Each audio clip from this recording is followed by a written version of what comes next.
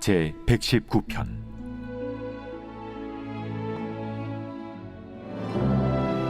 주의 종에게 하신 말씀을 기억하소서. 주께서 내게 소망을 가지게 하셨나이다.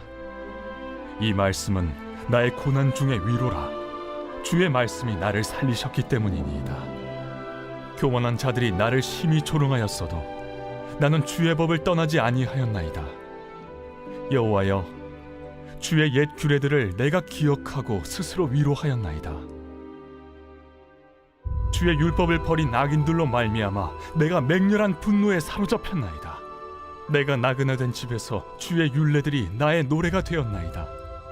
여호와여, 내가 밤에 주의 이름을 기억하고 주의 법을 지켰나이다. 내 소유는 이것이니 곧 주의 법도들을 지킨 것이니이다. 여호와는 나의 분깃이시니 나는 주의 말씀을 지키리라 하였나이다. 내가 전심으로 주께 간구하였사오니 주의 말씀대로 내게 은혜를 베푸소서. 내가 내 행위를 생각하고 주의 증거들을 향하여 내 발길을 돌이켰사오며 주의 계명들을 지키기에 신속히 하고 지체하지 아니하였나이다. 악인들의 줄이 내게 두루 얽혔을지라도 나는 주의 법을 잊지 아니하였나이다. 내가 주의 의로운 규례들로 말미암아 밤중에 일어나 주께 감사하리이다. 나는 주를 경외하는 모든 자들과 주의 법도들을 지키는 자들의 친구라. 여호와여, 주의 인자하심이 땅에 충만하였사오니 주의 율례들로 나를 가르치소서. 시편 119편은 토라시로 계속 말씀을 지키는 것이 무엇인지 대해서 다른 시각과 각도에서 표현하고 있습니다. 특별히 49절부터 56절은 우리가 말씀을 기억하며 살아갈 때 주시는 위로에 대해서 이야기하고 있습니다. 주님의 말씀은 시인에게 하나님이 기억하실 거라는 소망을 가지게 합니다. 그렇게 49절에서 고난 중에 주님의 말씀을 기억하고 하나님께도 약속하신 말씀에 근거하여 도움을 요청합니다. 하나님의 말씀은 고난 중에 시인에게 참 위로가 됩니다.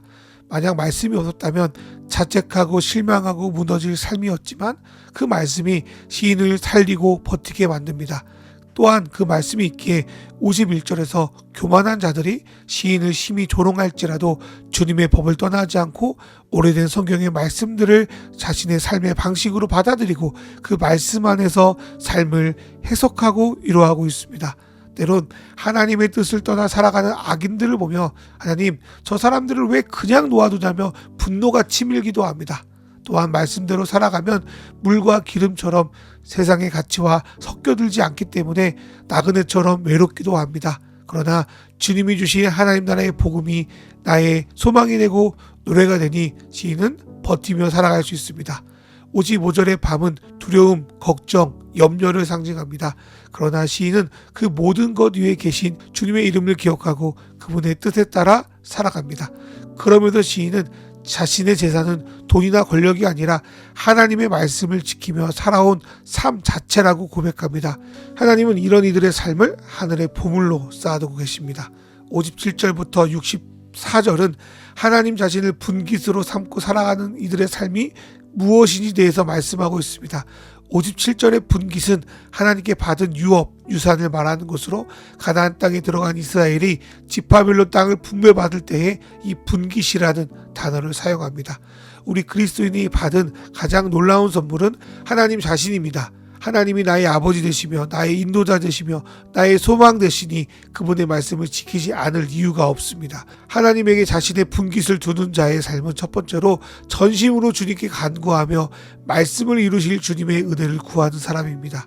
두 번째로 이들은 59절에서 말씀 앞에서 자신의 행위와 삶을 비추어 그분께로 삶의 방향을 돌아보며 수정하는 사람들입니다. 말씀이 저와 여러분의 거울 되어 우리를 점검하며 나아가는 기준 되어주기를 소망해 봅니다.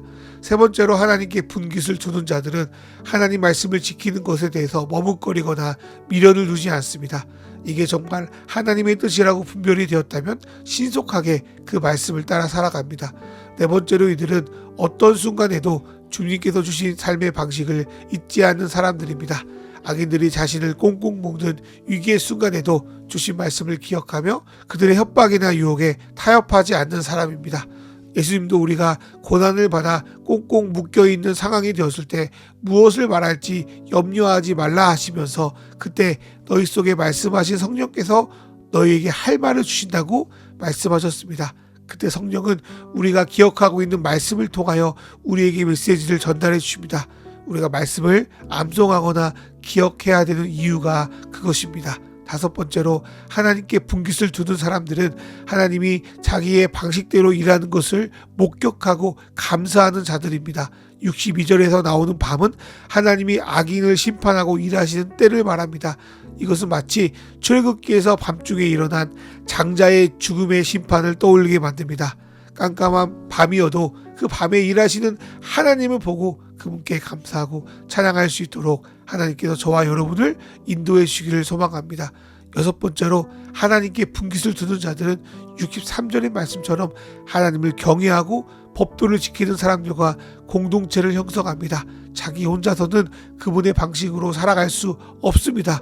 그래서 하나님을 향해 같은 생각, 같은 사랑, 같은 뜻을 가진 이들과 연대하여 한 가족, 한 친구가 되어 주님의 일을 감당하게 됩니다. 우리가 그런 공동체가 되기를 소망합니다. 마지막으로 하나님께 분깃을 두는 자들은 하나님의 방식으로 세상을 바라보는 자들입니다.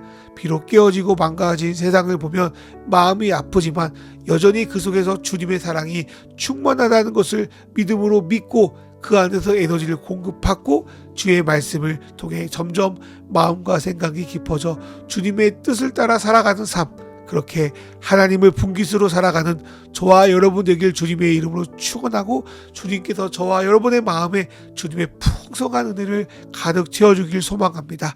이 시간 주신 말씀 생각하며 기도로 나아갑니다.